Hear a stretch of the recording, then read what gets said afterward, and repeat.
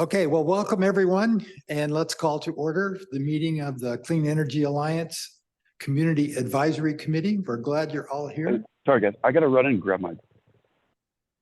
What, did somebody say something that I missed? Do we need to do a roll call? Yes. The date is October the 5th, 2023. All right, so now we are officially started, and let's just do a quick roll call and see who's here. Member Daniels, Present. Present. Member DeCino, Member Jameson, Present. Member Paul, Yes, present. Member Reed, Present. Member Lesazade, Present. Member Davenport, Member Norris, Present. Member Kirschbaum, Present. Member Shade, Member Nagamini, Present. Member Ishii, Present. Member Oshley, Present. Vice Chair Mosier, Present. Chair Wharton. I'm here. We have a quorum. Mr. Chair, just 1 second. Madam Secretary, I'm just not sure because of the technology, whether you got the correct people. The only members who are absent are members Davenport and DeCino. Thank you. Thank you. All right, thank you for that, Elizabeth. Don, would you mind take us through the first thing? I'm still booting up and finding my agenda, so I'm not sure what's. Get that one too. Use that agenda. Oh, all right. Thank you. The old fashioned way. Yeah. All right. So looks like we're going to do the flag salute next. So you wouldn't mind standing up? Where is it? It's over here. Ready? Begin. I pledge allegiance to the flag of the United States of America and to the republic for which it stands, one nation, under God, with liberty and justice for all.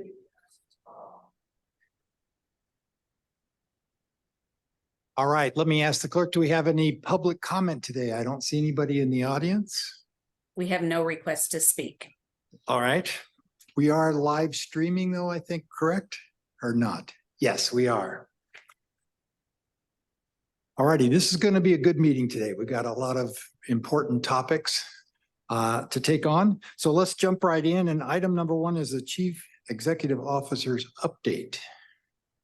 Thank you, Chair Warden, and good afternoon to the Community Advisory Committee members. I'm sorry I can't be there in person today, but happy to be participating with you in this opportunity of technology. My update will be very brief because as the chair mentioned, we have a number of items that are I think pretty exciting to bring to the Community Advisory Committee for input, and we want to make sure that we have sufficient time for each of them, but I will be kind of paying a close eye on time so that we don't run out of time before we complete all of the items. I did want to just provide a brief update on our recruitments. As you may be aware, our board did appoint a new chief executive officer last week at their board meeting, and they have appointed Greg Wade, who's the current city manager of the city of Solana Beach, to be the new CEO effective on December the 1st. He brings not only his long experience, 8 years as a city manager, and so managing a agency that provides services to the community. He also led the efforts in the city of Solana Beach in creating the first community choice energy program in the San Diego gas and electric region. So he does bring very relevant and great experience, and he will do a great job. And I'm very excited for him to start on December.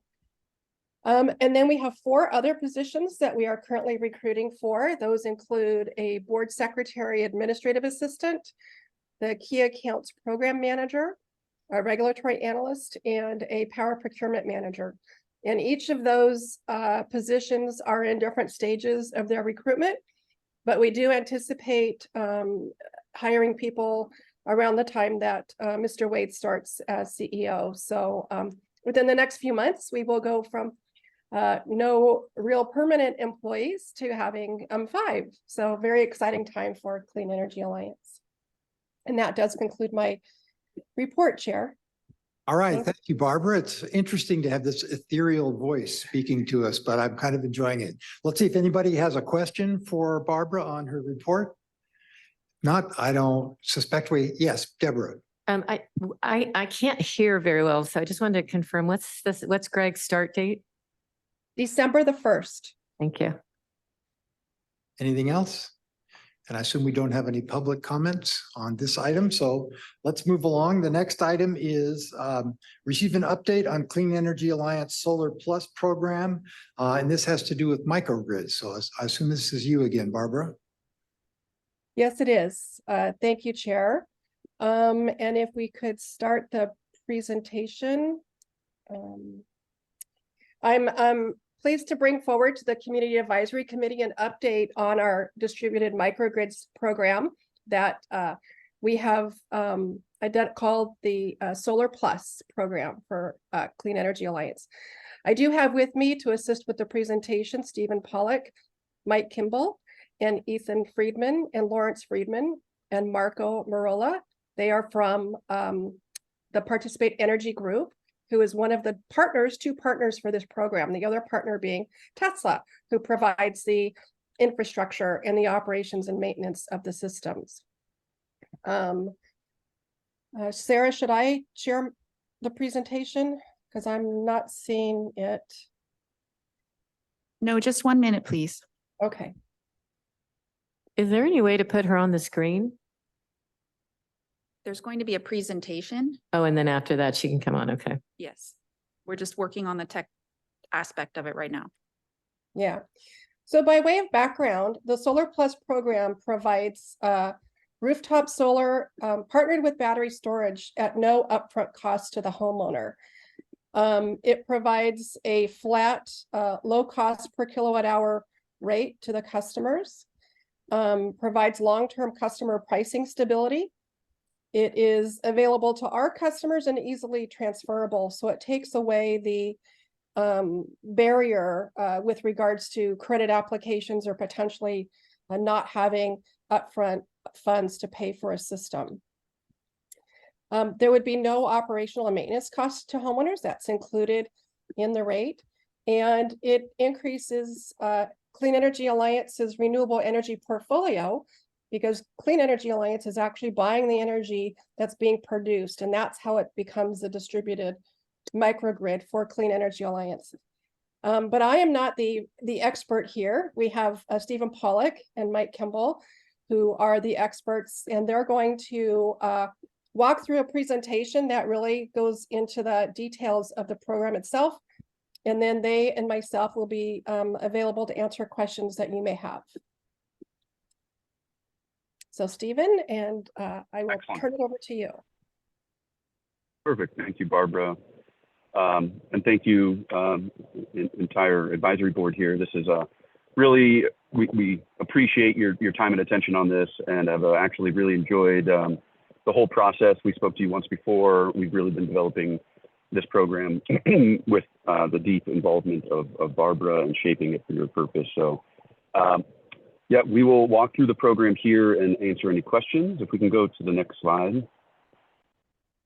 One thing you'll notice is this is really a Clean Energy Alliance program.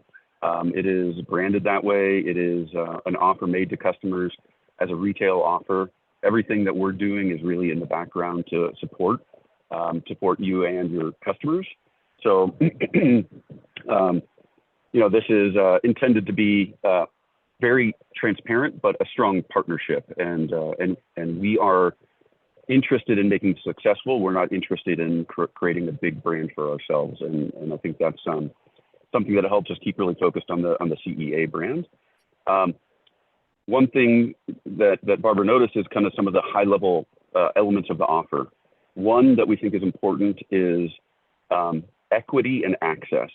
And so to create equity and access, we wanted to have a zero upfront cost to homeowners, where there's no capital required.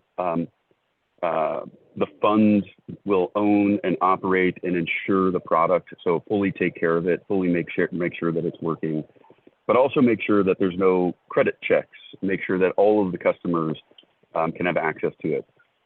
With the no credit checks, one thing that's important to say is that makes it available to everybody, but we still go through an underwriting process where we look at people's bills and present to them what would happen if they went solar, so they can choose whether they want to go with solar and batteries. And if they do so, then they absolutely can have the offer. Obviously, you know, if there's any problems with the site that we aren't able to, that would be a disqualifier. But again, that isn't about the customer itself. That's more about a site condition. We also wanted to make this super competitive. So if you compare our rates to other PPAs or leases on the market, our goal was to be, 25+% cheaper than what other people can get for PPAs and leases for similar projects. Even specifically the same size solar and Tesla Powerwall from other partners. And this creates long-term customer pricing stability. So it gives some protection to the end customers in a few different ways. One, as utility rates increase, this is essentially our way of creating a small power plant that people can have clear visibility on pricing. It also helps people that are on more fixed incomes and tighter budgets that don't have as much flexibility. For the term of the project, they can really plan on the pricing that they're going to get and their utility expense. The last thing is, one thing we've seen in different markets is people trying to go solar for more kind of a marketing splash, if you will, small systems, non-backup. We really believe here in creating a real impact with CEA and designing systems to offset a significant portion, if not all, of the energy needs of a home and provide emergency backup power. So we really want to have an impact and significance on the footprint of the CEA residents. Next slide, please. Yeah, The overall, go for it. I'll jump in here, Steve. So with regards to next steps with the program, we are planning to bring this forward to the board at its next meeting on October the 26th. Actions the board will be considering are the agreements that puts the program in place, the agreements between Clean Energy Alliance and Participate Energy. And we will also be holding the public hearing to establish the rate, the per kilowatt hour rate that customers will be charged. I think we've talked through the other items, so we can go to the next slide. Stephen? Sure, thank you. So the goal here is to provide and drive distributed microgrids into the residential and C&I space, which is really one thing we call kind of behind the meter. It's where, it is where people are managing their expenses either at their homes or commercial properties. Initially, we're talking about residential, but at the direction of CEA and the advisory committee, we can expand in a few different directions. One of those would be commercial, if you choose to pursue that with us. The idea is there's a lot of expense in managing the transmission and distribution network. It's already strained. There's a lot of sources of generation. Only some of those are renewable. We end up being able to site solar and batteries on people's homes. So what we're first doing is taking the mix of the energy they're consuming between the retail energy from traditional sources and the retail energy from this distributed microgrid and making the mix of renewables higher. The other thing that we're doing is we're able to reduce the cost because we've sited the project on site. We don't have to go over the transmission and distribution lines, and therefore we've provided retail energy behind the meter without that cost, and that creates additional savings. That savings is actually what allows us to have headroom to afford the batteries in most cases without increasing the bill. So overall, distributed microgrids, we think they drive additional renewables, but they also create more resilience and overall savings in the network. And of course, the last thing is, if the grid ever goes out, these batteries are wired in a way where they're backing up either the whole home or critical loads, and the batteries automatically sense a grid outage and will isolate the home and power the home in case of a backup. I will note there is a new NEM 3 tariff, and Barbara, please add to this if you see fit. We haven't chatted about this before. Apologies for the surprise, but we have noticed a trend in the market of new in California, specifically where solar and batteries are being deployed, and the batteries are being sized smaller and without backup to save costs. We actually think that that is going to create a pretty poor customer experience when people have solar and batteries and the grid goes out and they don't have resilience and they don't have backup. So we continue to believe strongly that that focusing on a backup solution that creates real resilience and protects the home is a better offer. Next slide, please. This is a graphic just to describe kind of what we're doing and where we're doing it. So as you know, CEA is procuring energy from a variety of different sources, some renewable, some traditional. There are different retail tariffs to reflect that. Some of the homes within the network already have solar. Some are under NEM 1, some are under NEM 2, and now increasingly NEM 3. All of the homes going forward within CEA would be under NEM 3 in all cases where we're doing solar and batteries from scratch. What you can see is solar without batteries is great. It will introduce renewable energy into the network. When you produce too much solar, more than you're consuming at the home, you'll push that energy back and you'll get a NEM credit based on whatever net metering policy you're interconnected under. Under the NEM 3 policy, exporting is much more severely punished. So to both get the benefit of backup and be able to shift between high energy periods and low energy cost periods, referred to as on peak, off peak, mid peak, or variants of that, and to reduce the amount of exports, because you would essentially, if there's not enough load to consume what the solar is producing, we would fill the battery with that. So we believe the answer of having solar plus battery in this new world of NEM 3 and promoting the features that we talked about before is the best solution. And this will show ultimately what the mix of homes looks like. There will be some with solar only, which will be a decreasing number over time. There'll be some with nothing, and there'll be some with solar and batteries. Next slide, please. You can see what happens at nighttime when you don't have batteries. The solar is not able to produce anymore. You have in the blue box, in the blue homes, you have no battery to supply power at that time. So at that point, a home with solar only and no solar at all are simply consuming retail energy from the grid. In the case of the distributed microgrid, you are still able to consume the energy out of the battery, and only once the battery is depleted would you need to purchase retail power from the grid. There's another feature here where we allow the homeowner to say, I want to consume the energy from the battery, especially when it's on peak, typically between 4 to 9 p.m. or 5 to 8 p.m. That's when I'm going to get the best economic return. But homeowners can also say, I'd like to reserve 20, 25, whatever they choose, % of the battery in case there's an outage through the night. So that provides customer choice, and customers are basically choosing between maximizing the economic performance of the system versus balancing economics with reserving some for backup just in case. Next slide, please. This is what you can see in the power outage case.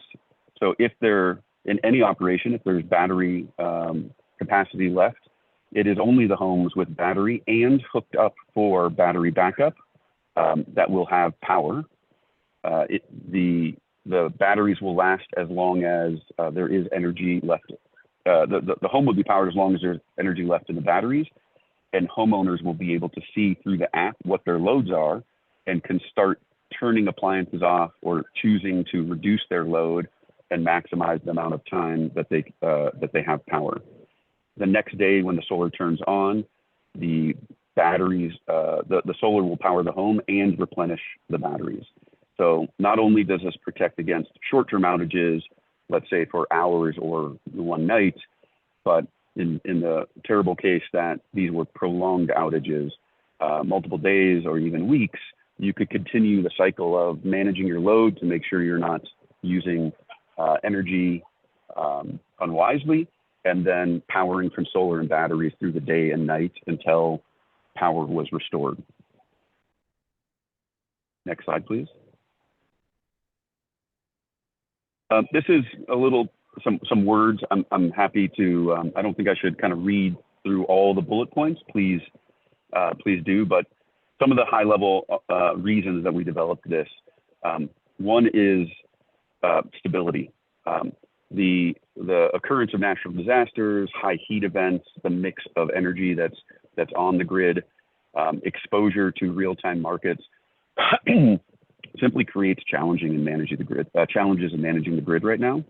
So by putting this energy at the grid, we're pushing it away from a central hub and spoke model out to the grid. In a central hub and spoke model, anytime something breaks in the center of that or on a spoke, the people on the edge are actually impacted in a very negative way.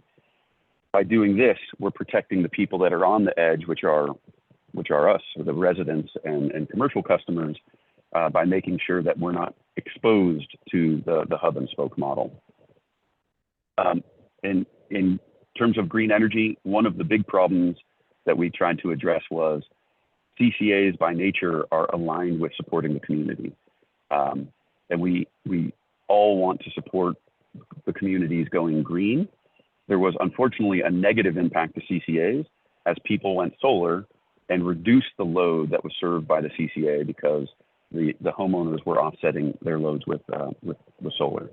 This program realigned everyone's interests so that the CCAs could promote going green at the same time keep the loads going through the CCA to maintain the economic viability of the CCA and promote its growth. We also think about the home electrification as a general trend. So we're also supporting electrification of the home in terms of electrical appliances, EV cars, EV charging solutions. So by supporting it with more solar, we can help homeowners electrify their homes more easily and handle those additional loads. We also have another program called the Renters Program. Renters traditionally, for single family homes, traditionally don't have a great way to go solar unless the landlord is just very generous and wants to have a solar system on their roof and pay for it. And then the homeowner benefits or the renter benefits from a lower bill. In this case, we've actually developed a system where we work with the landlords and the renters to make sure that we can site the system on somebody's roof, and whoever's renting the home will then pay for the energy just like they would any other retail energy. So we've solved a big problem there. Another big problem we believe we've solved is some of the PPAs and leases have created barriers to people selling their homes. In that transfer process, the new homeowner would typically have to requalify as a PPA off-taker, and those PPA and lease providers can make that a bit challenging in terms of the underwriting process, the acceptability of the new homeowner, and potentially even using it as an opportunity to renegotiate the terms and prices in exchange for allowing the new homeowner to take over the lease. Otherwise, they force the new homeowner to buy them out in the mortgage process, which can cause impacts to the new homeowner's ability to buy a home. So there's this friction that's been created with those leases and PPAs that we think is unfortunate and has hindered the smooth transferability of homes and new sales, and we've solved that. There is no underwriting process. The transfer is is a simple form to fill out. There's no fees for it. There's no credit checks. It simply moves to the new homeowner, just like retail energy service would. And then, as we mentioned, equity. There's a bunch of ways that we want to create equity in terms of access to cash, people that don't have sufficient FICO scores, people that unfortunately get premium rates or other sorts of premiums added because they might be in a low FICO score category. We believe if you've been fortunate enough to be able to buy a home, whether that's through a program that helps you buy that home or you can afford it, everyone should have access to solar and battery programs at a great price. Next slide, please. So just the overall structure here is everyone needs to benefit. This is definitely not a win-lose situation. The idea here is it's really win-win-win. For the customer, it's about resilience, it's about renewable energy, it's about equity, it's about economics. It's also about future-proofing your home and potential participation in grid services, not only to support themselves, but also support the CEA in this case. For CEA, we are not only trying to provide a very attractive offer and make being a CEA member more valuable, CEA also has the ability to use the batteries in certain cases. Sometimes it's exactly at the same time that a customer can use it to reduce their bill, and that's called coincident benefit. Sometimes it's for the purpose of protecting the CEA from, just general operating expenses. So we work with CEA and Tesla to maximize the value of these systems and this essentially virtual power plant for the benefit of all the stakeholders, the customer and CEA. Clearly, CEA is trying to increase the mix of green energy. And in this case, CEA is receiving all of the environmental attributes from these systems.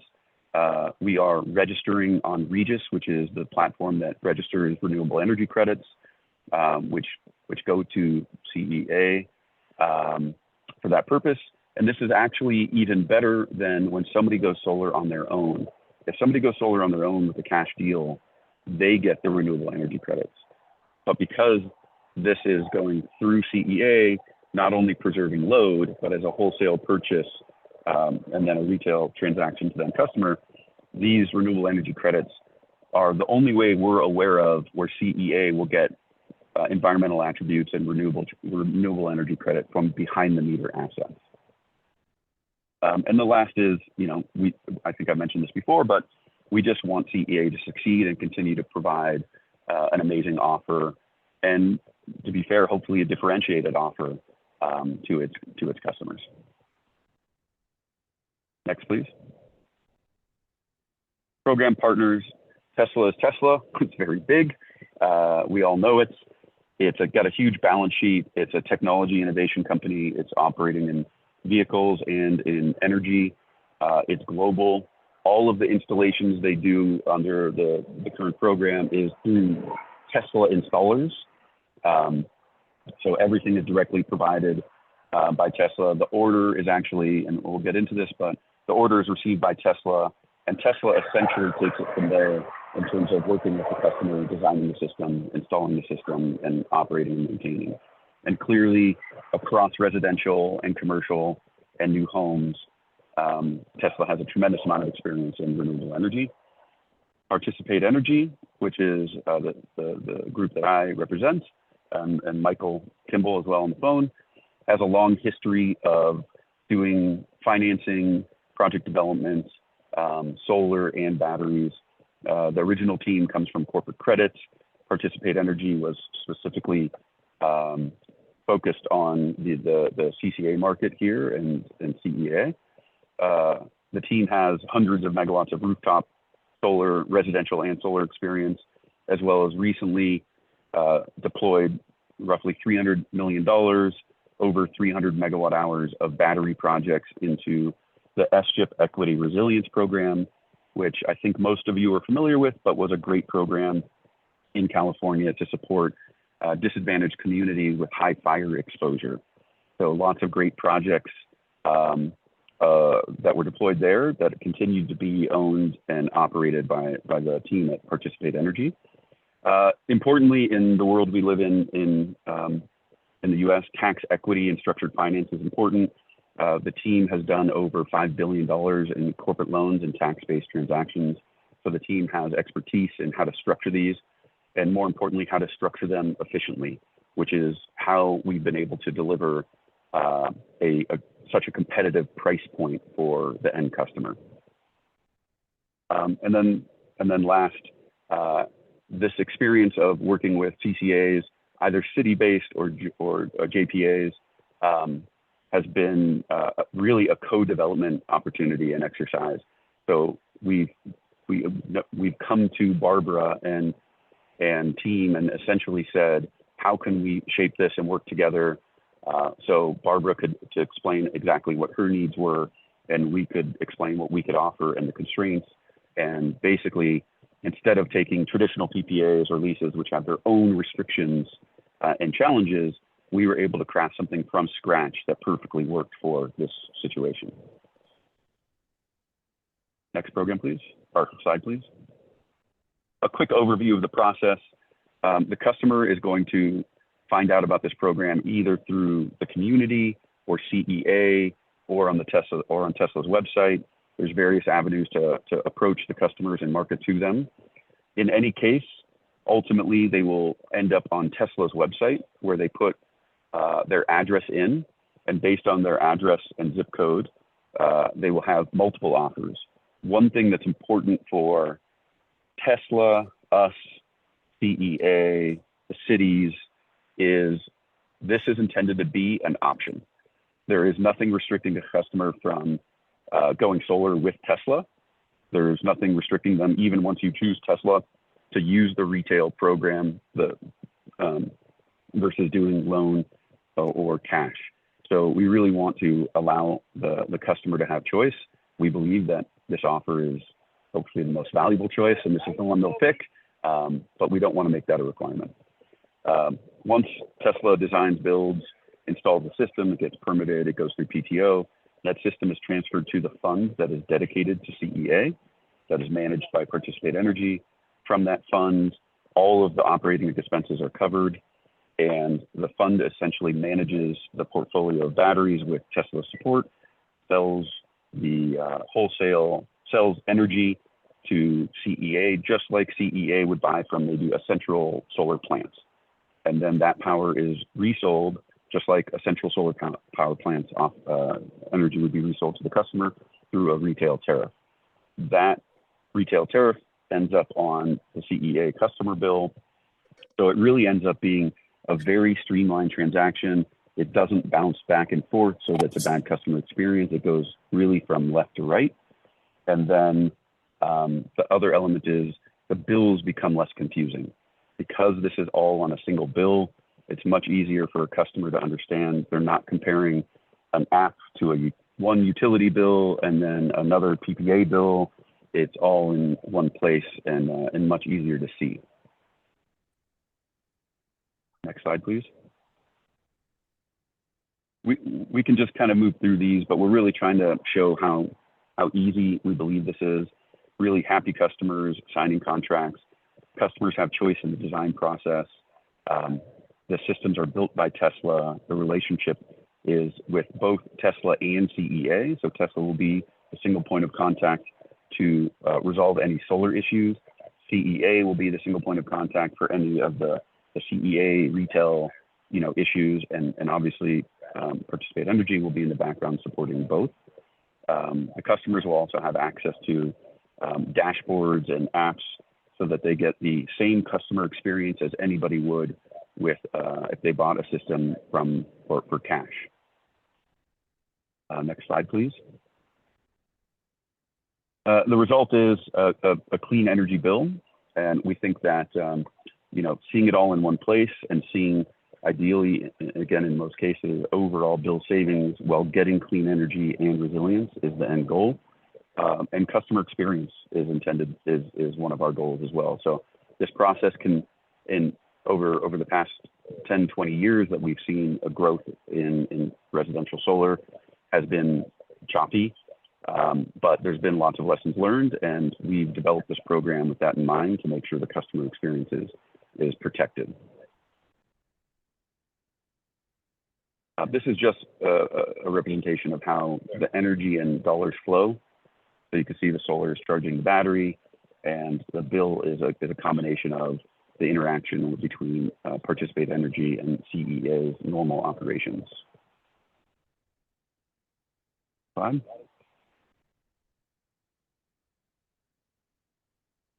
So there's also economic participation. The economic participation comes in a couple different ways.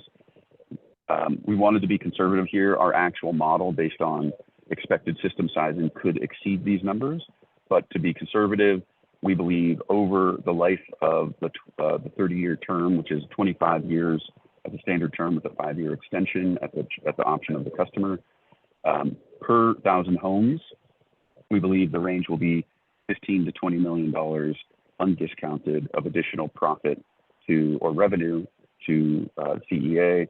There isn't expected to be real OpEx out of that, except for additional resources and potentially some marketing and really making sure that we're one program and engaging with the customers.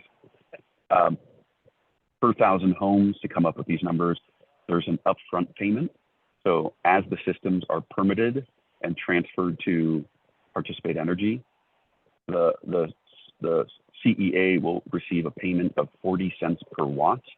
That is a single number, even though there are batteries and solar. That's just a single number that is easy to base off of the solar size.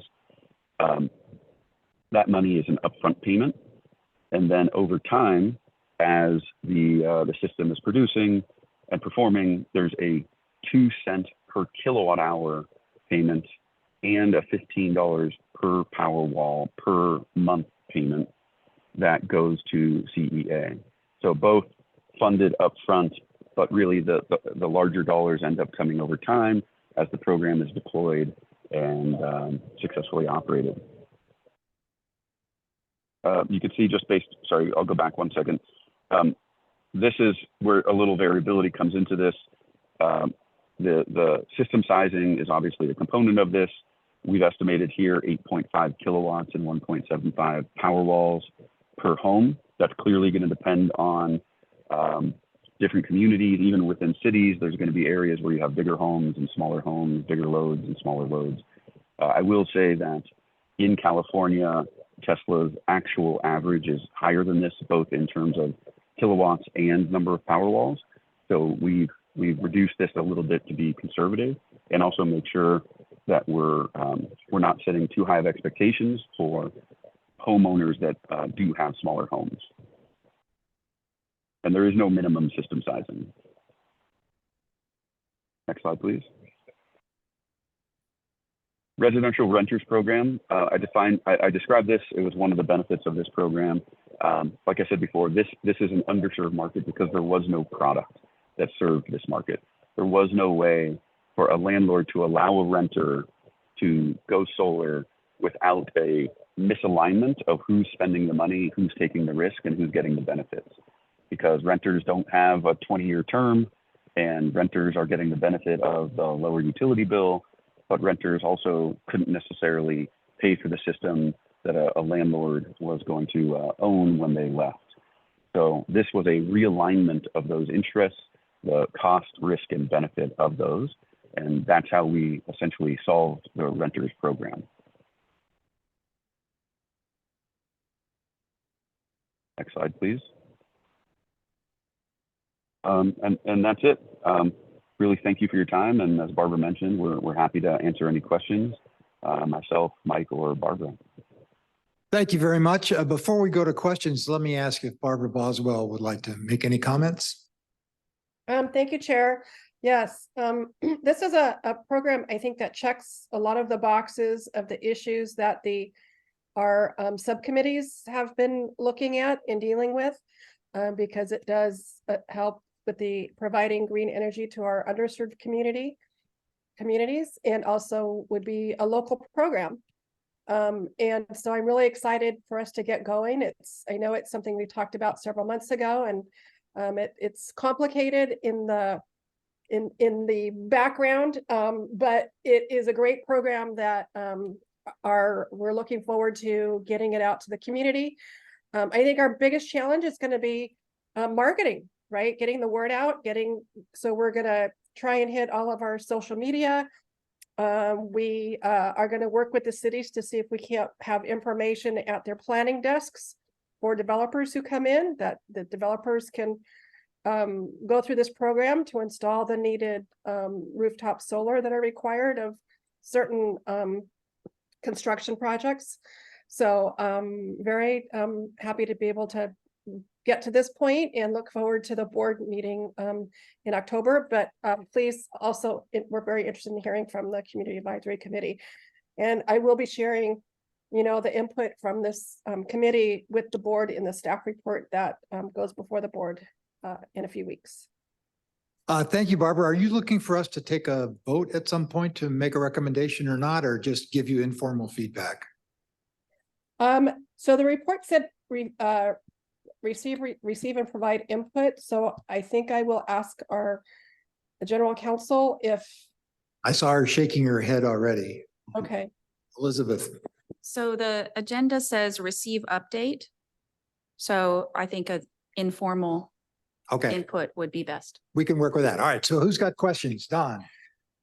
Yes, in terms of marketing, this all sounds almost too good to be true.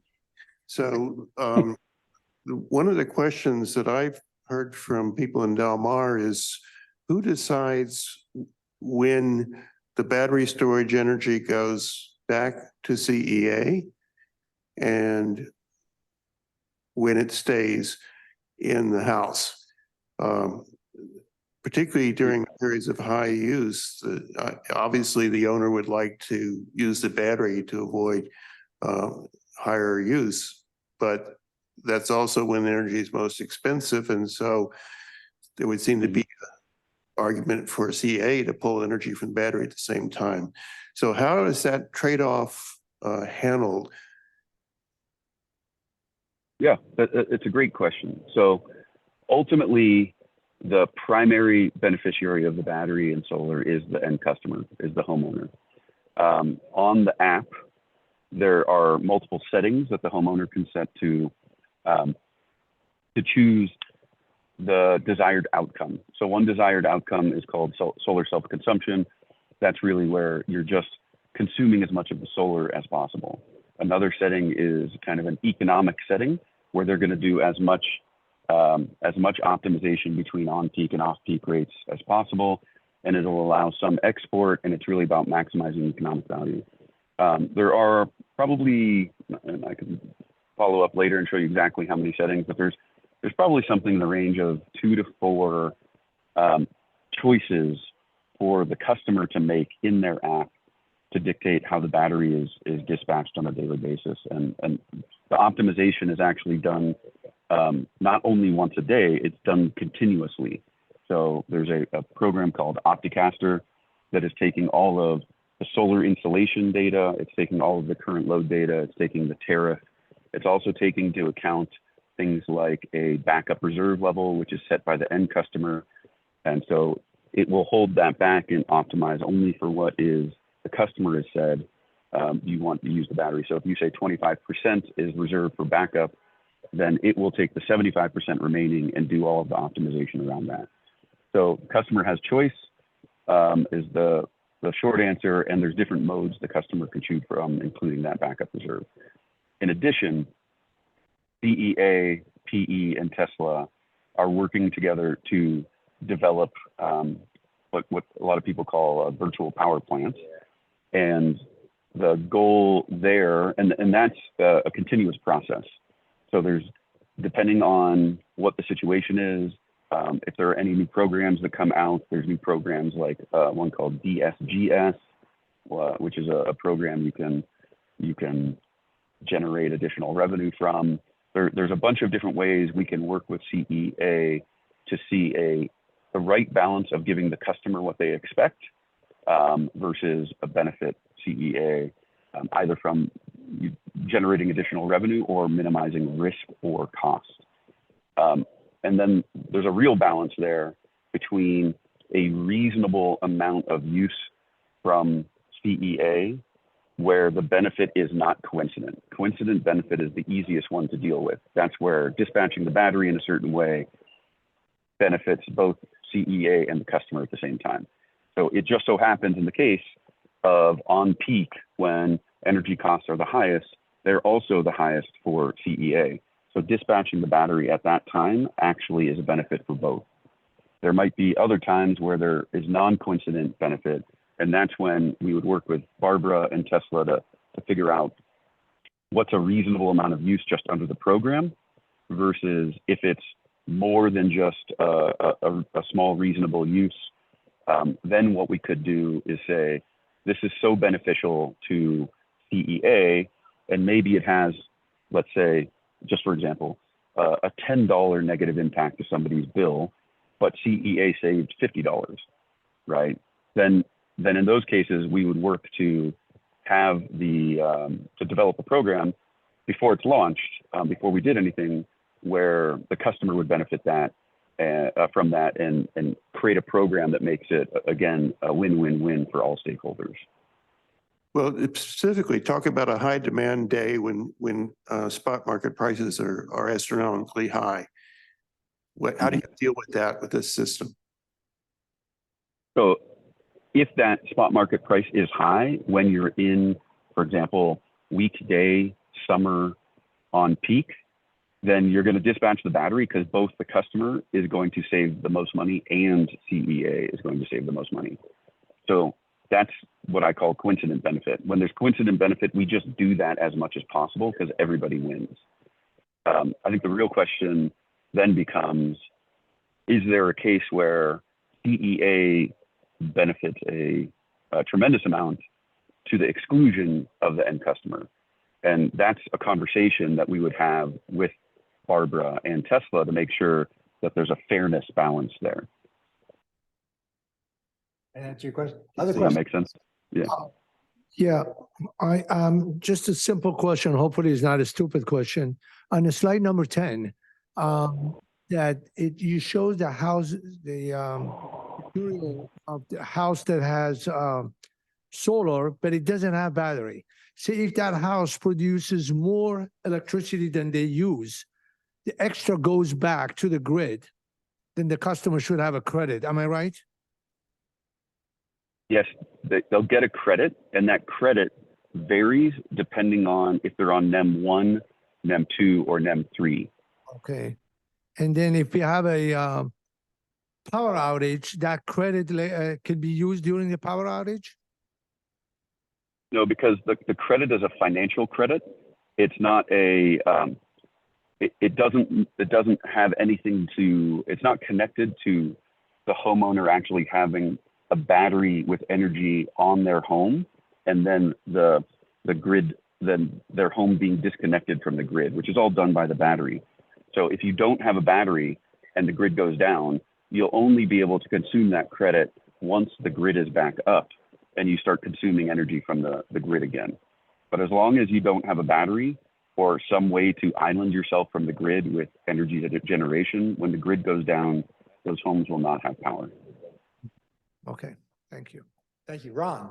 Yeah, so I have a couple of questions. The first one's kind of a clarification question. On your, I think it's slide 15, it says that Tesla are they doing the scheduling of the discharge cycle of the battery?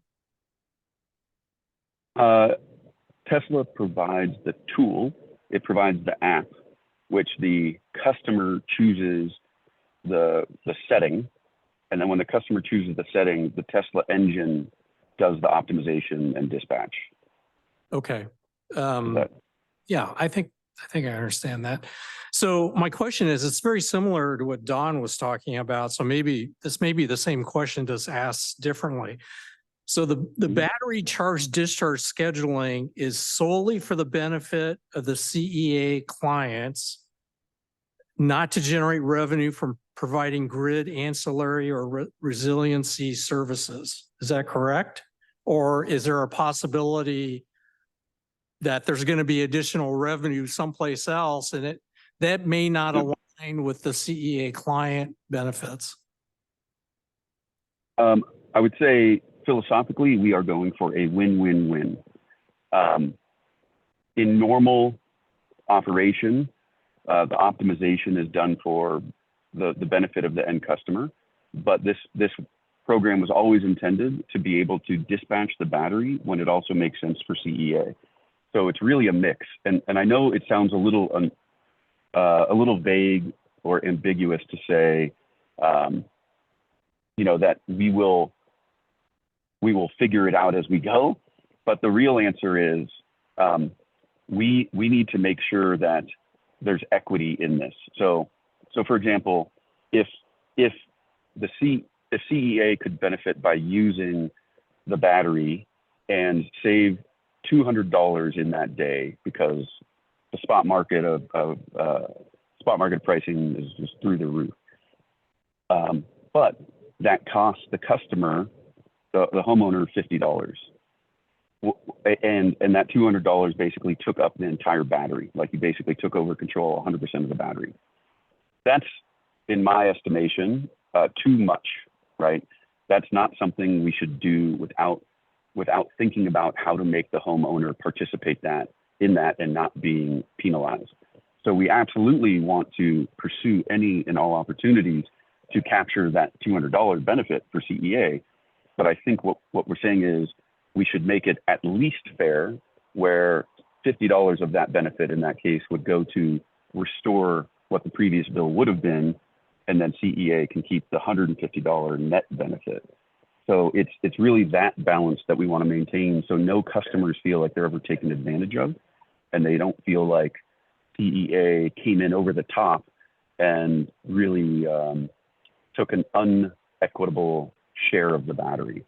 So that's why I'm saying when it's coincidence and both sides are benefiting at the same time, there's no concept of win-lose. But in the case where there's a grid service program or reducing exposure to real-time pricing, we can work with a customer offer and Barbara to make sure those customers are treated fairly. Yeah, so my comment would be, there are other markets in the electric market besides the cost of energy market, the local marginal pricing. So I think from a CEA point of view, we just have to be very clear about how that's going to work, because there can be situations I could foresee where CEA, to the benefit of maybe all the customers, they want to participate in some sort of grid ancillary service, but that's going to deplete storage capacity that might be used for the customer during a peak period. And I agree, those peak periods, everyone's going to win, but I think there could be other situations where that may not be true. I have one more question. So the same, but the same comment. Hello? Go ahead. Sorry. Yeah, the same. I'm still here. Yeah, the same comment would apply. I think my video just cut out. Can you still hear me? Yes. Okay. The same comment would apply in the case that we did ancillary services, and it was consuming energy from the battery that the consumer would have used. The idea there would be we absolutely should pursue that. You know, Tesla has a grid services and virtual power plant team looking at all options. Some grid services are not actually available to behind the meter assets. So there's a team that develops all of those. But in that case where the value was one-sided, again, we would work with Barbara to make sure that the customer wasn't penalized, that CEA could get those benefits and still, for example, make that customer whole for pursuing that grid service opportunity or that ancillary service opportunity. Okay. All right. It's really just math, right? We can shift money around to make everything fair. All right, Linda. So this program is just for brand new people. I have solar, but I don't have storage, so I could not participate in this, right? I would defer to Barbara on this. Okay. Yeah. I don't know, Barbara, if you want to answer that, I can. Yeah. This first phase is a battery and solar plus battery storage program. But we have heard from members of the board in the community advisory committee and the community that I've spoken to that have solar, that's always their first question is, can I participate and get a battery? So it is something that's on the list of future enhancements to this program, including we've talked about commercial, we've talked about potentially, government facilities, schools. So there are lots of ideas that we have for future phases, and that being able to provide the battery for existing solar customers is on that list. Okay, thank you. Thank you. Anybody else? Yes, Deborah. So I'm going to shift gears a little bit. I just am curious, where does the liability work on this? So I'm assuming we assume some because we're part of the energy. I understand they do maintenance, but it just seems like there's so many other issues because it's owned by Participate, right? And it's sitting on the home of a homeowner. What if they decide they want a second story for their ADU unit? What is that? I don't know. Yeah. I'm just concerned about that complexity. Maybe you can just give some general comments. I'm not on the board clearly, but I just have some real, lot of wonderings about how it all works when you have this many players and you're storing our energy on their property and, go on and on. Yeah, it's a great question. So from the homeowner's perspective, one of the things that they're signing up for is simply allowing us to keep the system on their roof and generate energy there. But it's owned by Participate Energy. So that means that the system is fully insured from damage and also from causing damage. So in terms of that asset operating and causing any risk or having any risk, that's covered by a full insurance product. Excuse me, in terms of, let's say somebody wanted to, there's a couple options, right? Somebody wanted to build a second story. That's a great example. What we would do in that case is simply work with them to understand what they're trying to do and give them options. One of the options could be we remove the system, let them do the addition, and then reinstall the system on the new second story. They could also buy out the system and do whatever they want with it. So really, there's a lot of optionality. There's no intent to kind of constrain the home buyer from making those kind of choices. And those kind of things are actually fairly easy to comply with. The standard process for removing a system and replacing a system is called an R&R. It's something Tesla does regularly. It's something that third parties can do regularly. So we can actually keep that cost down as well. So yeah, really, we've tried to think about all those options and make sure customers had choice without introducing any of that risk to CEA. And in fact, that was actually one of the requirements, was that none of the things that are being done on the home create any sort of tieback or exposure to the CCA. But I just last follow up. I'm assuming the homeowner have to have some risk mitigation just because it's their roof. Is that all covered? I can't imagine that would be. Yeah. So apologies for my video cutting out again, but there is an insurance policy for the homeowner. So the homeowner is going to maintain their normal homeowner's insurance policy for anything to do with their roof, but anything to do with the system, because it's Participate Energy or the fund managed on behalf of CEA's property, that is separately insured. So there is no homeowner risk from the solar system. If the solar system caused damage to the home, that would be covered by the fund's insurance policy. All right, thank you, Deborah. Let's go to Tracy and then we'll come over here next. Yeah, I've actually got this system, so or typically like this. And like one of the first things, kind of got a couple questions, but the biggest thing is a roof inspection. When we did ours, that was the nightmares that I read about. So we actually replaced that portion of the roof before we did the solar. and actually have the same company do both so that one wouldn't point fingers at the other. Also too, that's my thing is that, roof inspection and liability, which was kind of asked here, that's very important, especially with solar being on the roofs. And then also too, the whole thing with NEM 3, when the utilities were at the hearing, they started to offer very high rates to buy electricity at night from these batteries. I'd like to see that followed through. They offered $1 to $2 a kilowatt hour from the batteries at night when solar isn't producing.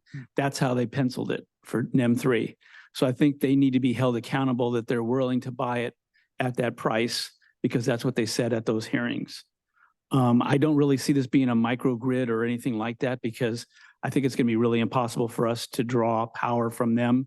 They're going to typically use it during prime. My system right now, I've got it set up at a 20% reserve. During the summer, we don't even go on the battery until the sun has gone down, and we're on the battery till after, almost till we go to bed. So I've really had a lot of experience of fine tuning that 20%, 40%. In the winter, yeah, you can set it up that you go on for the higher rates. But it definitely during the summer or 6 to 7 months of the year, you don't need to worry about that until after 9 o'clock.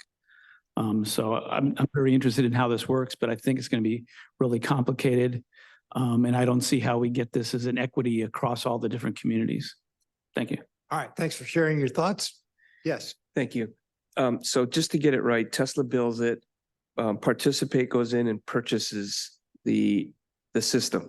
And the customer is only responsible for energy beyond what it can produce and the battery can supply for them during peak. Is that right?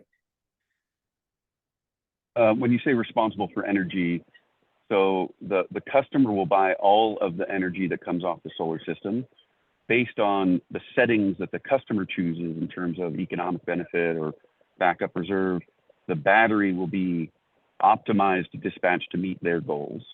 And then if there's ever any extra electricity that isn't supplied by the solar or the battery, that would be supplied by a parallel retail plan from CEA. So you're essentially signed up for your normal retail plan and then your Solar Plus plan, and they work together to complement each other. Okay, so just like a power purchase agreement, right? They're going to buy the power. They're not owning the system. They're not purchasing that system, and maintenance will be done by Participate. And maintenance will technically be done by Tesla, but yes. Sure. You mentioned an 8.7 and a 1.75. I have a 7.4, and it's I have a big house, a pool, a car, electric car, on and on and on, air conditioning. And 7.4 is a good size system. So 8.7, so there's just going to be over generation. You're basically just using homeowners to supply the grid, because a typical homeowner, especially on a smaller home, will probably use less than half that. Yeah, I get that. It's a great question. We're generating local. I just want to make sure the homeowner gets compensated for that. There's no roof lease for this. They're just there's at a discounted rate. And what is that rate? You said it was a flat rate and it's set by CEA. That's right. Well, let me explain the way the systems are sized, and then maybe Barbara can speak to the pricing, if that's okay, Barbara, or I can. But so on the system sizing, when Tesla works with the homeowner, it's not a flat 8.5 or 1.75 power walls. Actually, you either have 1 or 2 power walls. What 1.75 is essentially a ratio, and 8. I forget what it was now. 8.5 is the average we expect. That system size is not based on oversupplying the home and sending a bunch of energy back.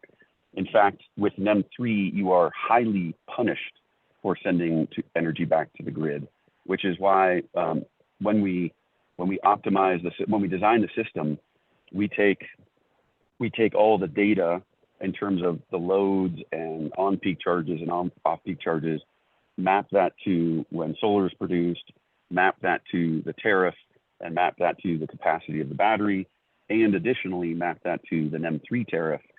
And you size the system so every kilowatt hour produced for the homeowner has maximum value. So NEM1, what you spoke about oversizing a system and pushing it all back to the grid, could have been done, but the utilities stopped you because they wouldn't let you oversize the system too much. They would, if they ever saw you going over a certain percentage over 100% offset, they would stop you from doing that. Now, they almost don't need to stop you because there's such a high penalty for oversizing the system. So there is no penalty. There is no model where CEA or Participate Energy has a better outcome for exporting energy. So all of the interests are aligned there. And then that flat rate. Yeah.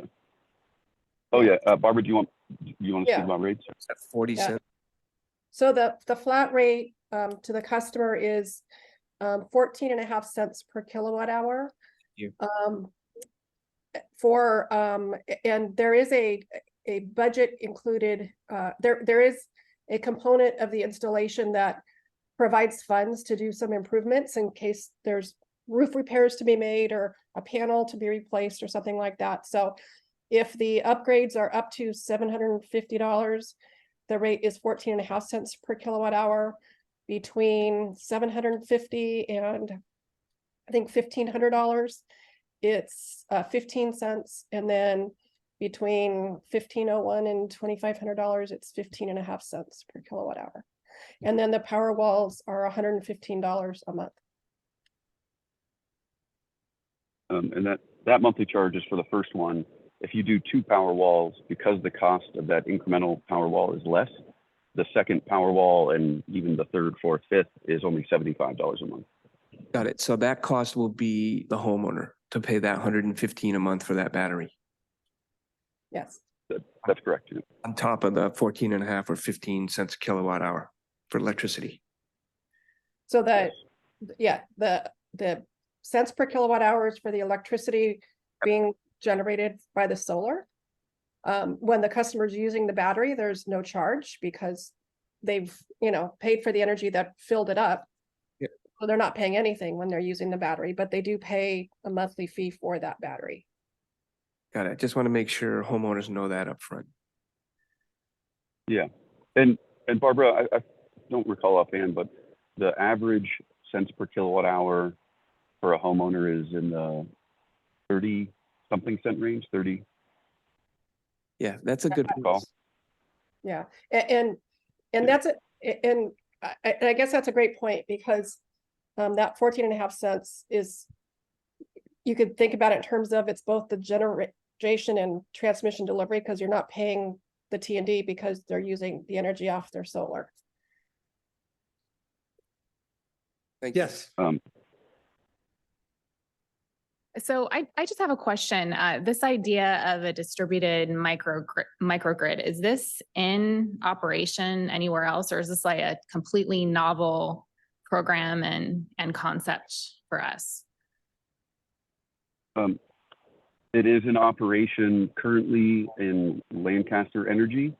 There are also, I believe, 4 other city CCAs that have had city council approvals to approve, and 3 of those are actually being routed for signature and immediate, launch right away. The contracts are already negotiated and just being routed for signature. So I guess my concern, it is an operation in one city right now, but seems like there's a lot of variables. Was there any thought to maybe doing like a pilot program instead of just rolling out and saying, let's put it on all the homes we can? Was there any thought to just doing it a little more slowly and just saying, okay, we're going to do a certain number of homes over a certain number of months and see how it goes, and then do phase 2 and roll out more? So the program has actually taken 3 years to develop, and individually, all of the components of the program are actually pretty well vetted. Tesla has a tremendous amount of experience designing and building and operating these systems. their batteries. You know, Powerwall has been deployed in over 500,000 homes around the world. You know, in terms of contracting with CEA or any other CCA to develop a wholesale power and services agreement is actually fairly standard as well, and been done. Retail offers delivered from CEA to the customer is the nature of the business, as is the billing and all of those things. So I understand what you're saying because it sounds new. Lancaster was essentially the first one, but it's, I don't know, the word I like to say is a reimagineering. It is really a bunch of tested existing components that have just been reconstructed in a way to serve CEA and its customers. Yeah, and I would add to that as well. So this is a voluntary program that we're operating. So it provides an option, a new option for customers considering solar and battery storage. And it provides one that opens up that market to customers who would not, in the normal tradition, more what we might consider traditional solar transaction, wouldn't possibly qualify. So it's so in that respect, and because we're not going out and it's not something that we're putting upon people, it's a voluntary optional program that they sign up for. It wasn't something that we considered or felt a phasing was necessary. I think the other thing to, think about is that we anticipate this program will probably roll out slowly because it is a new concept, and we're not going to have people going door to door or that sort of thing. So we're relying on, social media, press, potentially having, the marketing material at our city halls, but we're not hiring a sales force per se. So we've got to, have information on our website. We're going to rely on folks to get the word out, but I don't expect we'll have hundreds of people in, the first month. It's looking at, Lancaster's rollout. I think they have 100 people, and the program has been out there for 6 months, I think, right? Would you say, Stephen? That makes kind of like organic phasing. Yeah, Barbara. yeah, exactly. All right. And that's a great point. Every time we want to roll out a new program, we'll be working with CEA, a new expansion, like Barbara mentioned, or retrofit or commercial. So really, we're trying to start with the most simple known elements and move forward from there. So we do plan to be kind of conservative and measured in our rollout. All right, thank you. And let me call on Mika, and I should have introduced her. She's our newest member, and I'm not going to try to pronounce her last name, but welcome, Mika. And if you have a question, please go ahead. Thank you very much. Okay, I just would like to comment on this. This program sounds like really relying on Tesla's technology, like including solar battery maintenance. That's the base technology here. And then I'm wondering if this program eventually picks up other battery companies, if their technology improves. I understand right now Tesla has the best battery technology, but eventually there might be other companies. So it just makes me feel relying only one company's technology gives me some feeling little. Someone mentioned this liability issue, so I'm a little bit concerned about it. And also, so that's why I agree on that. So rolling out the program slowly might be a good idea. Yeah, I think it's a great question. I used to work for Tesla, and then I don't anymore. I think we're actually all kind of saying the same thing here, because the first program is with Tesla. It has a huge balance sheet, has a proven product. When we talk about areas for expansion, there are a couple that we didn't mention because there are so many ways to expand the program. One and this isn't binding, but I will just tell you that we're open to anything that CEA feels comfortable with, so long as we can manage the risk together. And, you know, I've been doing this for a long time. I've been in solar for 18 years. I actually was the first commercial person to launch Powerwall 1 back in 2015. And I think the answer is we don't want anyone to think that there's no choice. So anyone can get any battery they want from anyone they want. In this case, if you want this program today, it is a Tesla battery. If we want to look at other batteries, we simply need to review them, make sure we're comfortable, understand who's installing them, understanding how we maintain quality. And importantly, with the balance sheet of Tesla, we feel very comfortable that Tesla's not going anywhere. So we would need to make sure that we're not creating any additional exposure, either from a manufacturer or from an installer that isn't Tesla. So we're very much open to it. And that's another area of expansion we can get into, partnering with CEA. The other element of that is even within Tesla and the Tesla battery, Tesla has really tried to create a great high quality option that is very streamlined. One thing that other solar companies do is they do more kind of customer education. They'll do more sitting at your coffee table and explaining solar to you. Another area of expansion for us, even with the Tesla battery and Tesla balance sheet, is simply opening up installations to not Tesla, but their channel partners. So for example, the installers that operate inside of CEA, just off the top of my head, I know Baker Electric is one of them, and I believe Baker Home Energy, and there's others. And I'm not promoting Baker, but I'm saying there are very reputable players in the space that are Tesla channel partners that can provide, if we feel comfortable, additional installer options. So I think all of these comments are actually great. We are trying to be slow at the start and make sure it works, and expand where it makes sense, and expand only when the risks are understood and managed. Thank you. We need to move along because we're running out of time, but this has been a great discussion. And if I were to try to distill it down to its essence, it sounds like we think this is a program that's appropriate to move forward to the board. It has potential, but there's some devils in the details, particularly the question that Ron and Don asked, where the interests of the parties may not exactly line up. But if there anybody that sees some sort of fatal flaw that they would not want to recommend that this go forward to the board, Could I just hear the battery charge each month again, to make sure I get that right? Sure. It's $115 per month for one battery. If there's more than one, the second and beyond are $75 per month. All right. Thank you all for a good discussion. Barbara, please share our thoughts and our comments with the board. And we need to move along unless anybody's got some final thought they need to say on this.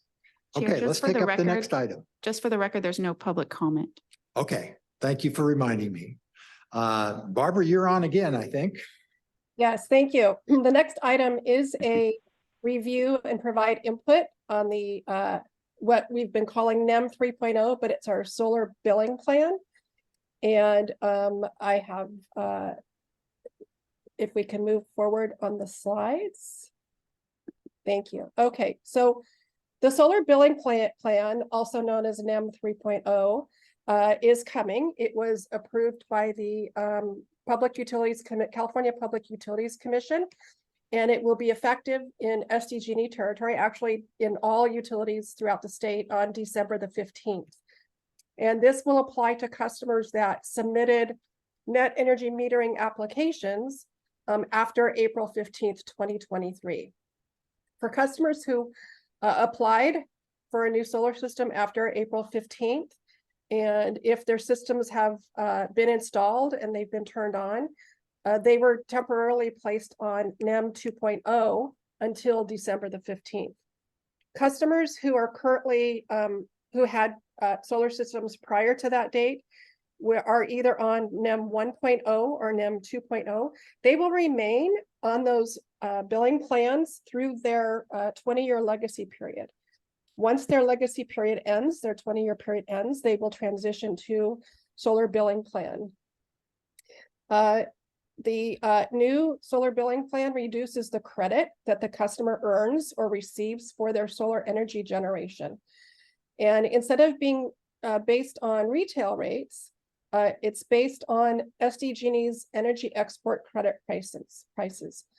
And so that's a much lower per kilowatt hour credit than they would have received under NEM 1.0 or 2.0. But it does, however, increase the benefit of battery storage, which we've talked about a little bit, because you do have the advantage of charging the battery during the lower prices during the day from your solar system, and then use the battery energy, the energy from the battery during peak times and avoid higher costs. Next slide, please. Just some statistics about our NEM customer statistics. So we have approximately 22,300 residential customers that are currently enrolled in net energy metering, 300 non-residential. Approximately 6,500 of those customers are currently in the NEM 1.0 legacy billing system.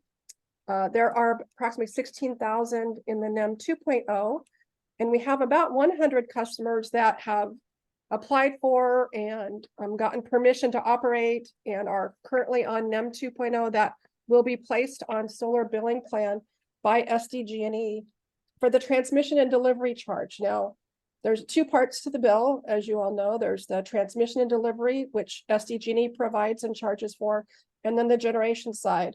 And for Clean Energy Alliance customers, they pay, Clean Energy Alliance charges customers for the electrons and then bills those customers. Next slide. So how does solar billing plan impact the customers? Well, it will result in higher monthly bills than they would otherwise have if they had been enrolled in NEM 1.0 or 2.0. As I mentioned, there's a significant decrease in the export value of the solar energy being put onto the grid.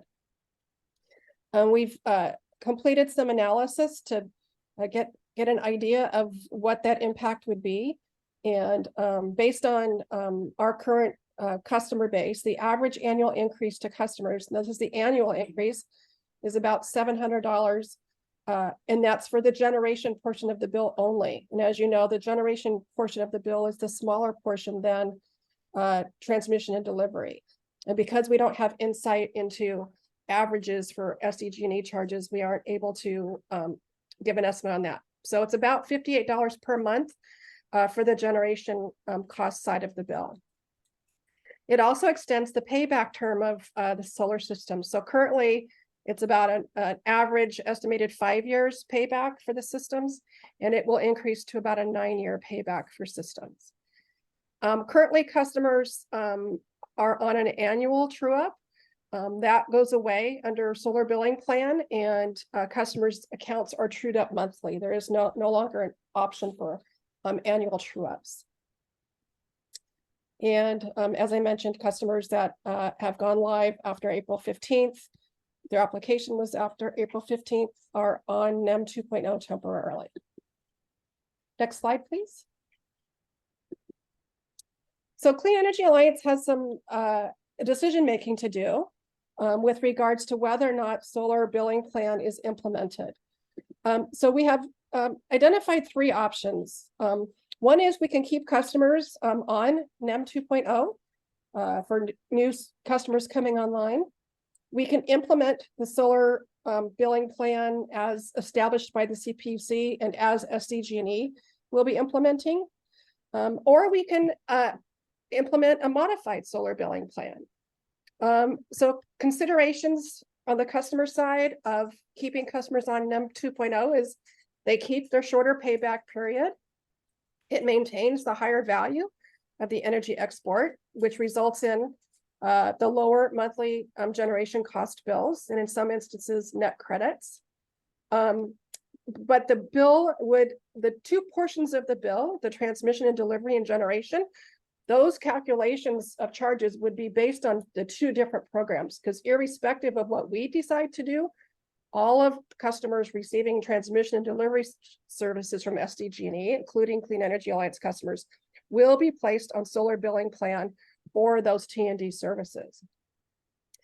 And then there's the lower value of the battery storage under the NEM 2.0. For Clean Energy Alliance, there's actually a loss of revenue. So with solar billing plan, customers would pay Clean Energy Alliance for more energy that's consumed than they do now. And we estimate that loss of revenue under keeping customers on NEM 2.0 to be about $3 million annually. If we do implement solar billing plan and implement it as SDG&E plans to, using the same cost credit calculator, then we have consistency in the T&D and generation side of the bills, and the customers receive the higher value of the battery storage. And CEA would see an estimated increase in annual revenues of about $3 million. Implementing a modified solar billing plan eases, I guess, the transition, the differences between NEM 2.0 and solar billing plan, but it would have a lower revenue increase for Clean Energy Alliance should the modified solar billing plan include some type of an adder to the export value. Next slide, please. So a potential modified solar billing plan option could be, as I mentioned, adding a certain amount per kilowatt hour to the value, the export value. We could do that for maybe a specific period of time. We could consider recommending to the board a 5-year term, for example, for the next 5 years, that there be an additional adder, increased amount for the value of the export. We could also consider maintaining our current net surplus compensation calculation. So customers with solar, at the end of their annual 12-month relevant period, if a system generates more electricity than they use cumulatively over those 12 months, current customers can earn net surplus compensation, which our rate is currently 6 cents per kilowatt hour. SDG&E pays based on the wholesale value of that energy. Under solar billing plan, SDG&E will net out the export value that the customer has received for that energy from their net surplus compensation. So the net surplus compensation is actually lower under solar billing plan. CEA could implement that, or they could modify it and keep our net surplus compensation at the 6 cents per kilowatt hour and not net out the value, the customer export value the customer received based on SDG&E's export credit amount. So that concludes my presentation. I am interested to hear from the Community Advisory Committee on the options that are out there with regards to implementation of solar billing plan. We do plan to bring this before the board at their next meeting, October 26th, with just these same questions. So your input will be very valuable in providing that information to the board. So we can stop the slideshow, and Chair, I'll turn it over to you. All right, thank you very much, Barbara. Let me do a quick time check. It's 3:30. Does anybody have a problem if we stay till about 4? Because we've got some important stuff still coming. So let's go ahead, and if you have questions, please ask them, or if you want to jump right in and you have a comment or a recommendation on which of the 3 you like best, go for it. Don. Barbara, we've just discussed this new solar program, and that I assume will all be under NEM 3. So we're rolling out a program, potentially rolling out a program at no upfront cost to our customers. They'll be enrolled under NEM 3. And then we're starting to play with how we charge people for or reimburse people for excess energy. Not under NEM 3, under some of these options. And I'm not sure how those two plans intersect. It seems like we've got a moving target for how much we reimburse people for energy they put on the grid. And at the same time, we're rolling out a program where NEM 3 seems to be essential to incentivize the battery storage and for the financials that we just heard about. So did I miss the connection, or can you help me understand it? Yeah, so so there are two parts to when a customer has solar. They have two meters. One meter tracks the electricity they use. The other meter tracks the electricity being generated by their system. And what we're talking about with this net energy metering solar billing plan, net energy metering 3.0, is changing how much credit or value is being placed on the energy being generated by the system. And then the flip side is how much are we charging customers per kilowatt hour for their usage. So they don't those. So this particular question about whether or not we stick with NEM 2.0 or we implement a solar billing plan or a modified solar billing plan impacts the value of the export value of the system, the solar system generating. So I don't see them as being conflicting.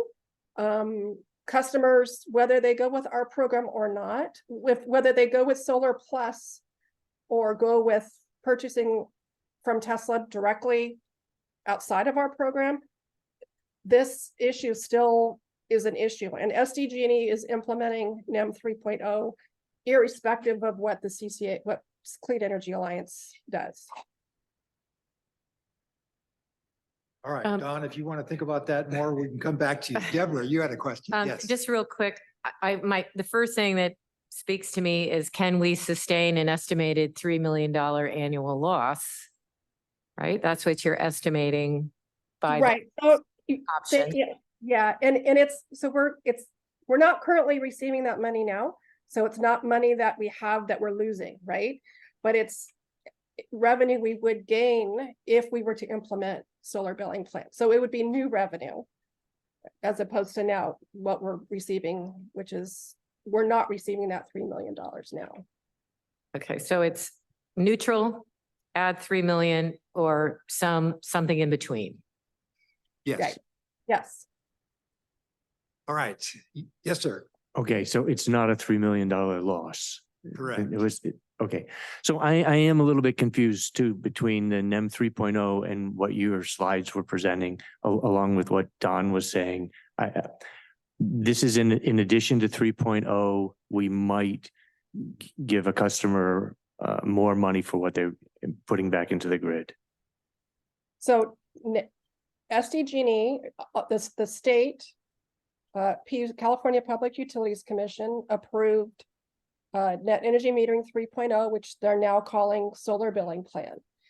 That goes into effect on December 15th for all customers, current solar customers, for their transmission and distribution side of the bill. For the generation side of the bill, Clean Energy Alliance, our board has not yet made a determination of whether they will be implementing this solar billing plan or whether they'll be keeping customers, enrolling all the customers, continuing them on NEM 2.0 or something in between. Thank you. I got it now. Okay, so I think we should do something in between so that we offer a benefit to the customer, but maybe not quite as good as the 2.0. But I do have one more question, Barbara, about people who now want to add batteries who are NEM 1.0 or 2.0. Where does that put them once they now add a battery? Yeah, so there's still, still a lot of value in adding a battery, even if you're on NEM 1.0 or 2.0. You're just not getting an additional incentive that is built into the NEM 3.0. They will, however, get it because their NEM 1.0 will be expiring, and we're getting now over the next several years, near-term years, customers will be, NEM 1.0 will be phasing out because they will be at the end of their 20 years. So they still do there's still value. There's not a disincentive, I guess, for those customers adding batteries because they still can charge them during the day and then use that energy, at night and avoid a cost, but they're not avoiding as much of a cost, I guess, as they are with NEM 3.0. Gotcha. Thank you very much. Yes. So, yeah, I'm a little confused too. Could this result in an incentive for people to opt out of CEA because they'd rather stay on NEM 2.0 and not get on something else that CEA decides in terms of structure for their solar? So let me be clear. Customers currently on NEM 2.0 will stay on NEM 2.0 through the remaining part of their 20-year period. Mm-hmm. Whether they're SDG&E bundled customers or CEA customers. So nothing changes for current NEM 1.0 customers or current NEM 2.0 customers. This impacts customers who have submitted their net energy metering application after April 15th, 2023. Okay. And SDG&E is implementing solar billing plan. Got it. Yeah. Okay. the CEA board has not yet made a decision on whether they will be implementing that new solar billing plan or keeping customers on NEM 2.0. But those customers would, no matter what we do, those customers that have applied for net energy metering after April 15th, SDG&E will be putting them on solar billing plan for the transmission and delivery portion of the bill. So those charges, T&D charges, will be calculated based on this new tariff, this new program. Got it. So we're only talking about the generation side. Okay. Thank you, Barbara. Welcome. Hang on just a sec. Dolores, you were next. You had a question? Push it off. No, that little side Oh, panel that, thing. thank you. Thank you. Okay.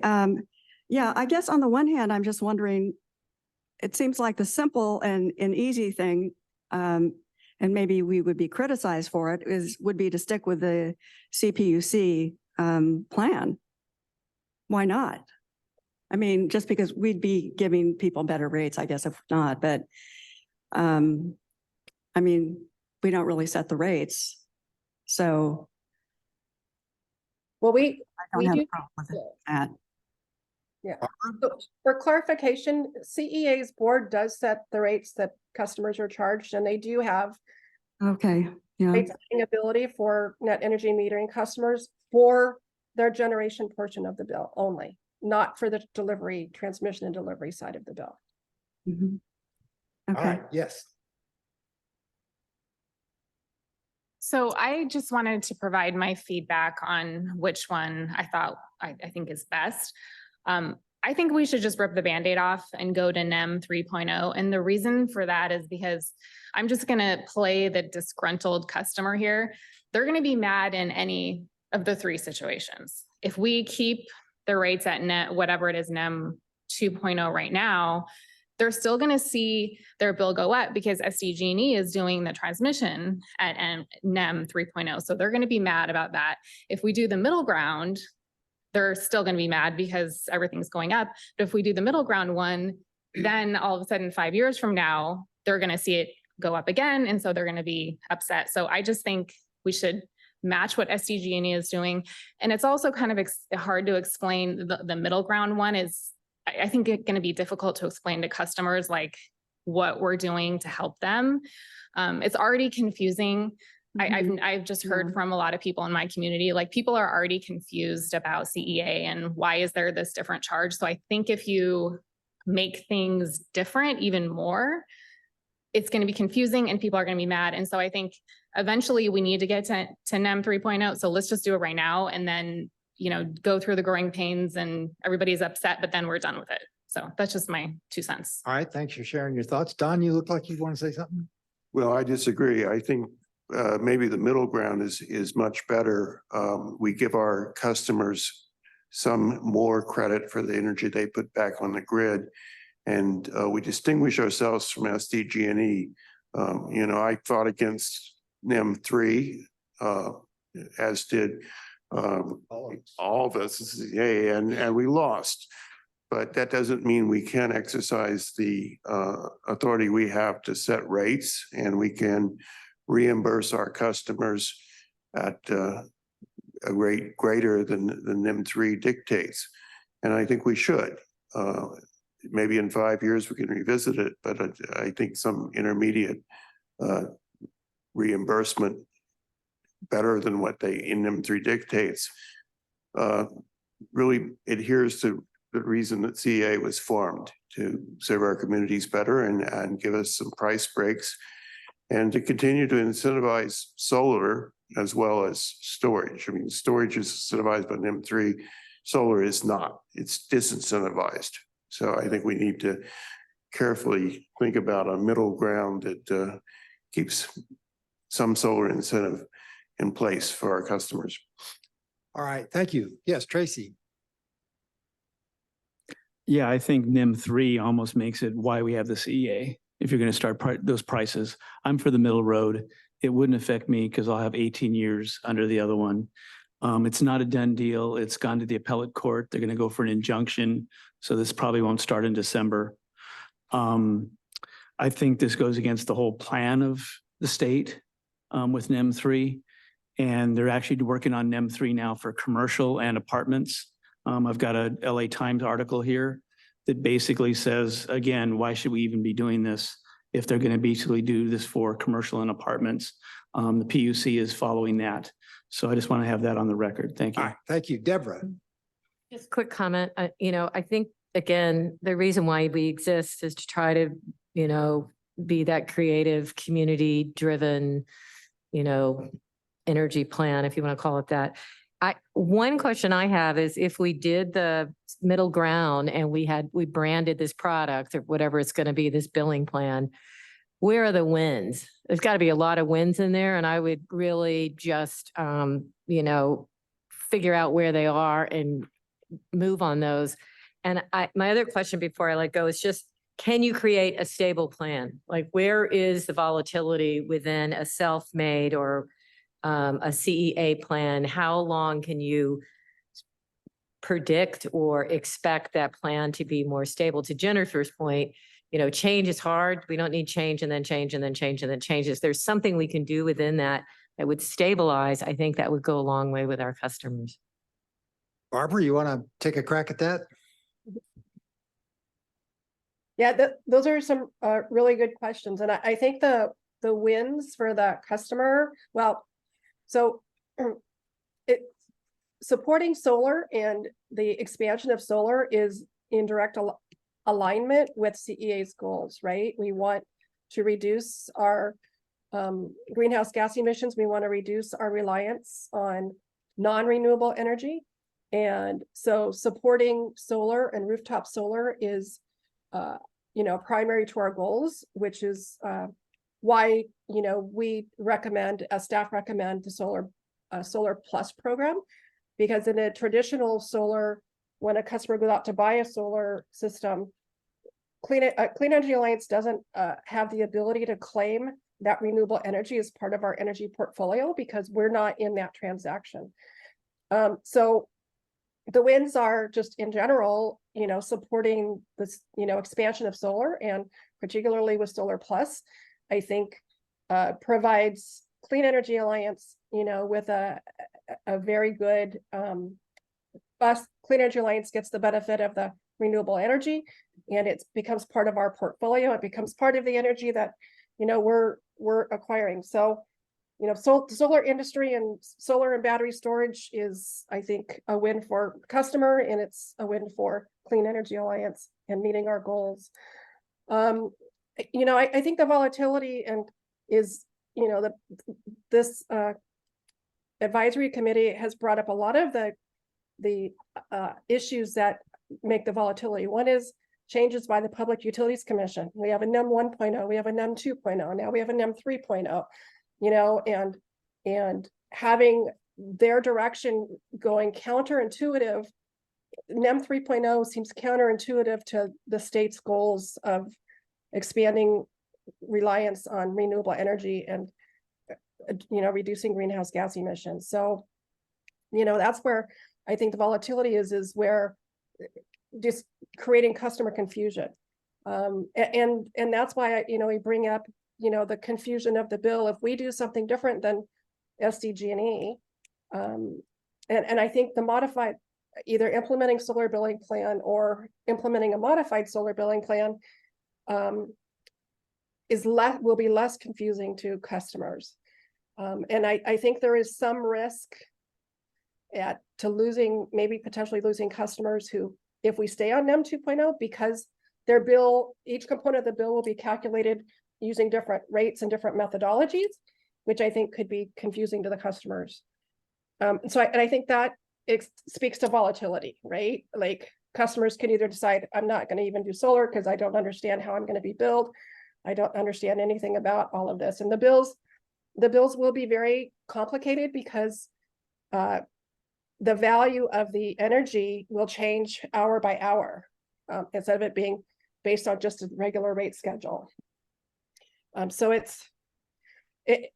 there's a lot of volatility just based on, I think, all of the various components that are out there. And, you know, customers who invest in solar are generally the most educated with regards to their energy usage because they've made such a big investment in the system and now, you know, track their usage, maximize their usage to reduce their costs, maximize their systems. So this is going to add a new level of complexity to an already complicated, I think, system.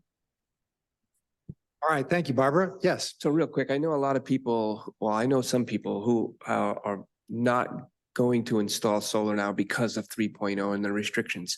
So if we came up with a, I don't know, a 2.5, right, or something like that, and I think that people would come to CEA or stay in CEA because they know they have the chance now of getting solar at a cheaper rate than the 3.0, less restrictions than the 3.0.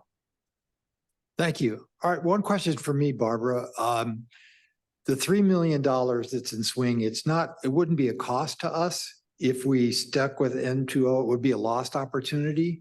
In your judgment, if we took that 3 million and imposed us an SB solar billing plan, could we do something better with that 3 million, or is leaving it where it is in MTO to help the solar people about as good a use as we're going to get with that money?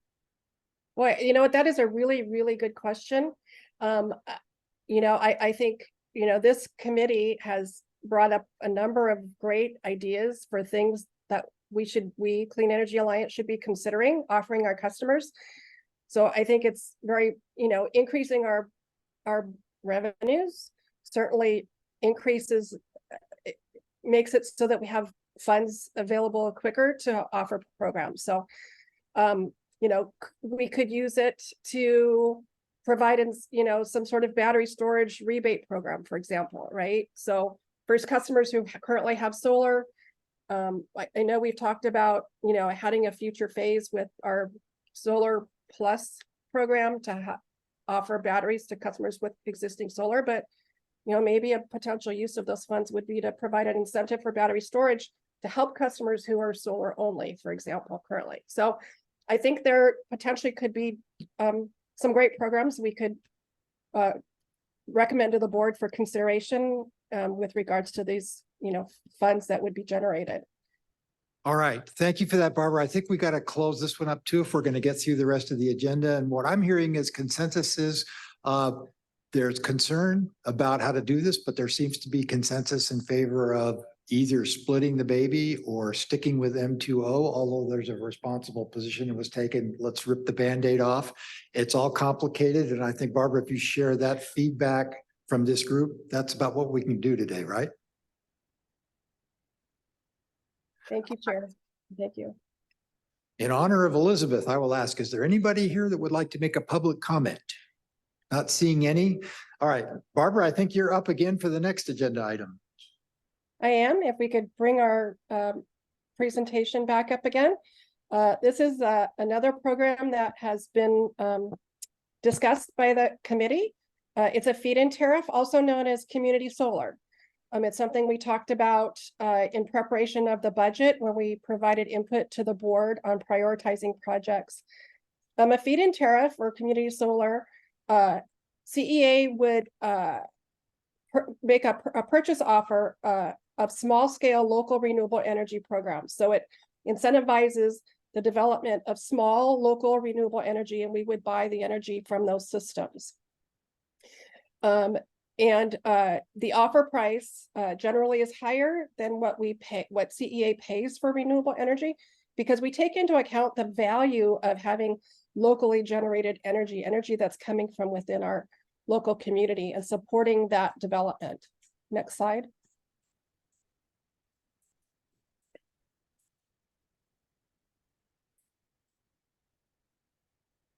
Next slide. Thank you. So staff's recommendation to the board, after working with our technical consultants who help us with our procurements and also work with these types of programs and other CCAs, is we would, our initial offer, our initial program would have a 2 megawatt limit, and we would approve up to 4 initial projects in this first phase. Project size that we would consider is between 500 kilowatts and 1 megawatt. If we have 4 projects at 500 kilowatts, then that would use up our full 2 megawatt limit. If we had 2 projects at 1 megawatt each, then that would use up our limit. The project must be within our service territory. It must be a brand new build project. We would enter into an agreement to purchase the energy from that project for over 20 years. It would be a fixed per megawatt hour price. And we are recommending that the board also provide an incentive, a bonus incentive per megawatt hour price incentive for battery storage that's paired with solar. Next slide. So that is my quick presentation. Thank you. And I will turn it over to you, Chair. And Chair, I'm sorry, I have an emergency. I need to run for just a moment. I'll be right back. All right, bio break, but all of it, we'll stay in the chair. Did everybody understand what she was presenting about the feed-in tariff? If you have questions, hold them till she gets back. If you have a comment, let's hear those right now. Anybody want to comment on it? Don, you're hitting your button. Yeah, I'm just surprised at the 2 megawatt limit. That's a pretty small project, and just as a matter of history, the Fairgrounds was looking at a solar project to provide most of their needs, which really peaked during the summer, and that was a 30 megawatt project. So 2 megawatts is pretty small, and I think maybe Kevin can comment on UCSD kind of projects, but I'm just surprised it ended up that small, because that's not providing a lot of the CA's load. All right, other comments? I think we'll let Barbara address that when she comes back. And my understanding is her recommendation is a pilot program, and maybe that's why she wants to start it small, but maybe a pilot program is just as likely to be at a bigger size. Yeah, Tracy, did you want to say something? Yeah, there was an article yesterday in LA Times that the PUC is going to revise community solar to follow NEM3. So I'm kind of worried about this program where that's already up in the air at the PUC. So I just wanted to bring that up. I'll give the technical comment. Yikes. Anybody else want to comment on this? Barbara, you let me know when you're back. Otherwise, I think we like this, but we want to have her address the question of why the 2 megawatt. Barbara, you're back. We think we like this is the consensus here, but the question is why the 2 megawatt limit? Seems like that's kind of small. It is. And thank you, Chair, and thank you, Advisory Committee. It is intended to incentivize small local projects. For larger projects, we do requests for offers, and we would, if for those businesses or property owners that have large properties within our territory, we would encourage those to participate in our request for offers. We also have an unsolicited proposals process that, large property owners who want to reach out and propose, a project on their site that we would consider entering into a partnership. We are always welcoming and would like to hear from those property owners. So this is intended to support the smaller local communities, solar projects. If we do, we open it up and we hear from a number of folks that say, hey, I have a bigger project, and we talk to our technical consultants and they think it's a good fit in our portfolio. We would certainly, in our JPA, we have prioritized locally generated renewable energy. So we would never not speak to somebody or turn down a project or be limited by this particular program. All right, thanks for that. Don, does that answer your question? So the Kevin. larger programs, we would go out with an RFP and then get competitive bidding. Otherwise, we're just getting one-offs, right? And that's mainly what this is for, the smaller. Yeah. That's why. Yeah. Okay, I think I'm hearing consensus as a group that we like this. And carry our recommendations forward to the board. And let me ask any public comment on this item. If not, we've only got a few minutes left to talk about our subcommittee reports. And I'll just start by saying we're hoping to have something at our next meeting in December that would be ready or pretty close to ready to transmit to the board of directors as the recommendations through the end of the year. So in the limited time, I'm going to see if Barbara wants to say anything, but my suggestion is if any of you on a committee are having a problem, bring that up now and we'll see if we can help you with it. Barbara, do you want to introduce or say something about this? Thank you, Chair. Yeah, I first want to say I appreciate all of the subcommittees, the efforts and the work that's been put in, the time that's been put in by the subcommittees to meet outside of this meeting and put some thoughtful thoughts on issues and potential solutions and recommendations to the board. We did receive reports from our subcommittees that have been in existence for some time. And those were sent out to this committee. And so my recommendation due to time is for the advisory committee to review those. And then we place this item at the top of our December agenda. And we go through the reports and discuss them and then determine how we want to then make the presentation to the board, which is scheduled for January. So we do still have one more community advisory committee meeting upon which to consider this item. All right, that's a good suggestion, I think. Is there anybody that has a burning problem at their subcommittee level that they wanted to bring up? Yeah, I don't have a problem, but we have a newly established subcommittee, which is focused on 100%, trying to achieve 100% renewable by 2035. And we have 3 members on it right now, so we would like to get a couple more members if possible. Okay, I don't think that we can appoint new members. It's not on the agenda today, but and I think for the newer committees, just do what you can. And if it's a work in process next month, we'll deal with it and we can pass it on as a work in process. So I think we are done, but I want to say, I think for this group, this is the last meeting that we will have the pleasure of having Barbara Boswell here. So on behalf of all of us, I want to say what a pleasure and rewarding experience it's been to work with Barbara on the advisory committee and how much she will be missed. Anybody got anything else? If not, we are officially adjourned. Thank you, Barbara. Thank you, staff. Thank you.